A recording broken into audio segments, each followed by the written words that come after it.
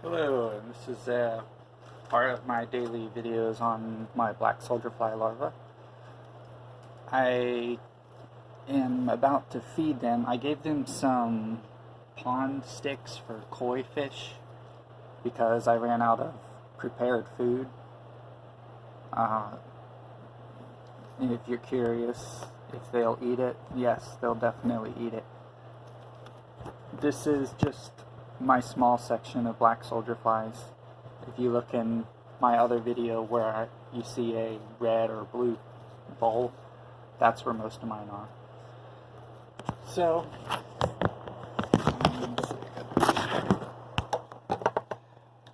I have made them some more food. This is green peas with cereal and some old wheat sandwich bread, and wow, the flash is on and it's still dark. Of course, green peas, always put green peas in, and some different cereals, some Wheat Bran and some generic Cheerios. So I will be feeding that to them, and I will try and hold this with one hand and feed them with the other. So this is how I feed them. The camera's really blocking my view to make sure there's no flies there, but I'm going to assume that there's none because I don't see any on the camera. And I just drop it in like that.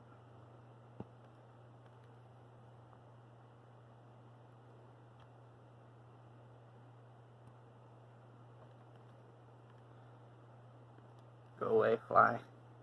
Shoo, fly. There we go. That's pretty good. Yeah, that view never works well. So there we go. There's some fresh food for them. Fresh to them. So I wasn't sure what to talk about in this video. Okay, I have no idea why the time on my phone recording was blinking. I don't know how much I actually got recorded or what was going on with that, but in case I can't get that video, I did show this food, unfortunately, and talked about it, which is that, of course, it's got the green peas, and I also put some old piece of a pancake that was dried out and no good, and I also put some wheat bread, sandwich bread, that was really old, and some cereal such as Wheat Bran and generic Cheerios, and then of course a little bit of corn flour. I always like to make sure there's a little bit of corn in there. And anyway, so I got to thinking, I wonder if grocery stores would be willing to either donate or sell if they get expired cereal. I really don't want anything with sugar in it. That's why I go with just the regular, like, just plain Wheat Bran, plain Corn Flakes, plain Cheerios, and plain Rice Krispies. Those are oats, rice, wheat, and corn. But there's always a risk with department stores and restaurants giving you food that is not fit for human consumption anymore, because there's a chance that you're a jerk and really greedy, and then you'll eat it, and then you'll get sick, and then you'll try and sue them, and there'll be a news report of a lawsuit of, oh, Walmart sold expired food, when really that's not what they were doing. You promised you were going to be giving it to bugs to eat, and then you didn't. So unfortunately, you know, you have to end up talking to managers, and if they say no, you just have to accept it, because you have to realize that you're putting them in a chance for a lawsuit if you're lying to them. But anyway, so you can see those little yellow rectangular Cheetos looking things. Those are koi pond fish food. And so I gave them some of that because I had run out of this food, this pre-made mixed food, so I had to make this, but I wanted to give them some food first anyway. Somebody on a post somewhere said that their pre-pupa weren't turning into flies, and they wondered if they needed water. Well, I've done lots of testing, and so what happens is if the pre-pupae get even just a mist of water on the outside of them, they will immediately wake up and try and escape and find a new place to go where it is dry. The pre-pupae do not want a single drop of water or a single particle of water to touch them until they become a fly. And I think that's part of the reason why they self-harvest, which is they will leave the damp food and try to find another location, which there is no damp food or anything. So you can use soil, you could use sawdust, you could use, whatever you want. Just make sure that it's dry. And if you want to do an added bonus, you can also make sure that it's dark. For me, my latest addition was I put charcoal on top. I'll show you. So I put charcoal on top here, and I did that for the smell, but I also put some vermiculite. People say that helps with the smell. I don't know. I suspect sawdust and vermiculite helps with the smell just because it absorbs moisture.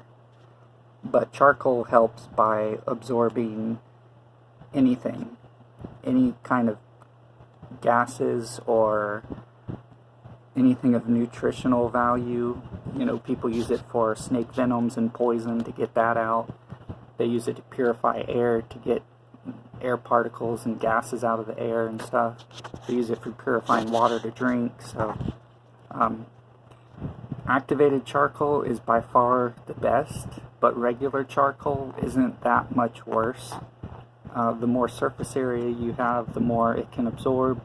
So I've broken this up into kind of small pieces. It's just some hardwood lump charcoal, they call it. I think it's usually like $15 to $25 for a large bag of it. This just happens to be Cowboy brand, just because of where I bought it.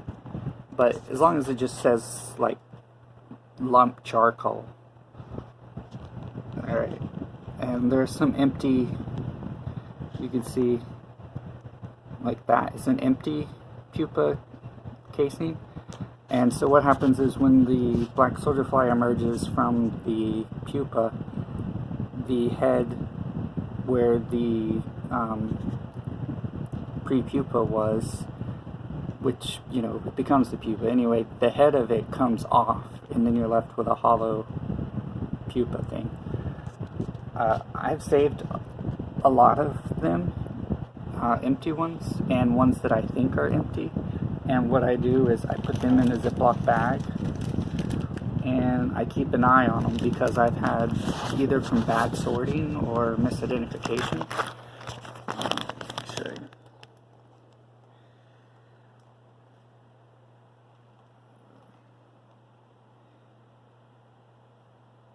Can I get kind of see, but anyway, so I put them in a bag on my desk and I watch them because I've had quite a few flies hatch out that I missed. Also, I've noticed, so let's see. Oh, I'm zoomed in. Okay, you see that little piece of dead fly down there? So that dark part there, I have a lot of pupa, like pupated pupas, that are like that size. Let's see.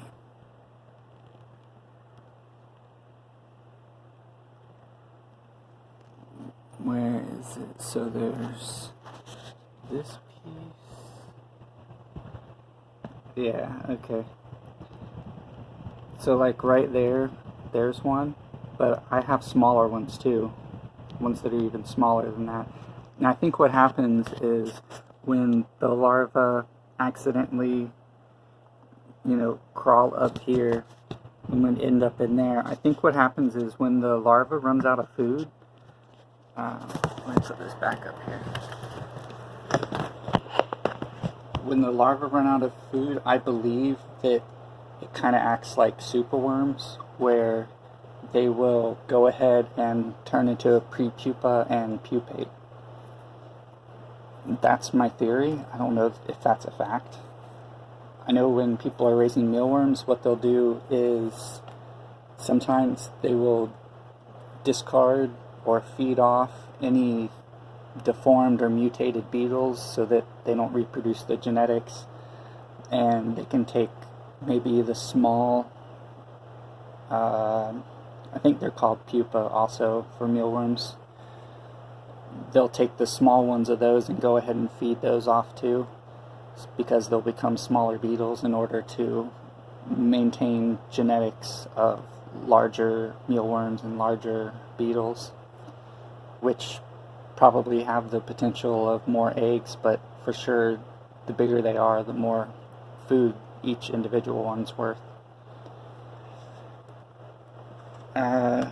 So I don't know, but there's always a risk whenever you're selective breeding or modifying genetics. Just like there's dogs where certain breeds, I'm not going to go into it, but certain breeds of dogs have certain health problems because of their design. So it could be possible that when you're selective breeding your insects, you may accidentally selectively breed something that is prone to diseases or later mutations, or susceptibility to something, or maybe they're poor at hatching their eggs or something. So it's whether or not you want to risk that you know what you're doing. And so it's by nature you just get random genetics, and the fittest survive. So that's most likely all I'm going to do with black soldier flies, unless I could get a lab set up and try sorting them and seeing if there's differences and stuff like that. That would be awesome. I would love to do that. I'd love to work at a research facility where they do that kind of stuff, but I don't know of any locally. But anyway, so this is my video for today. I hope you enjoyed it.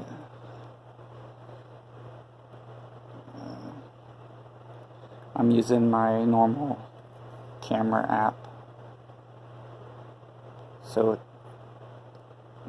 it zooms in stupidly.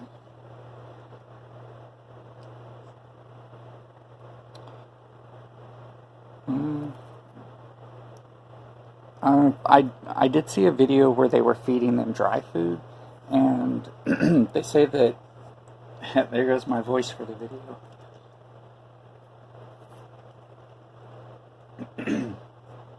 They say that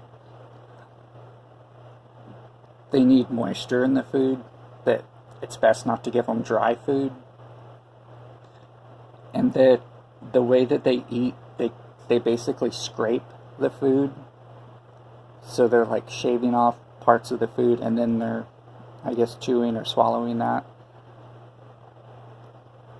I know snails have like a cheese grater type looking mouth, and they scrape food. So I don't know how similar that is for the larva. I have a feeling it's different. I have a feeling the black soldier fly larvae are kind of more like a knife, like a single blade or something, but I don't know. I'll continue researching, and I hope you like the videos I'm making. always, if you're not subscribed, please subscribe. Even if you never watch another one of my videos again, it really helps out.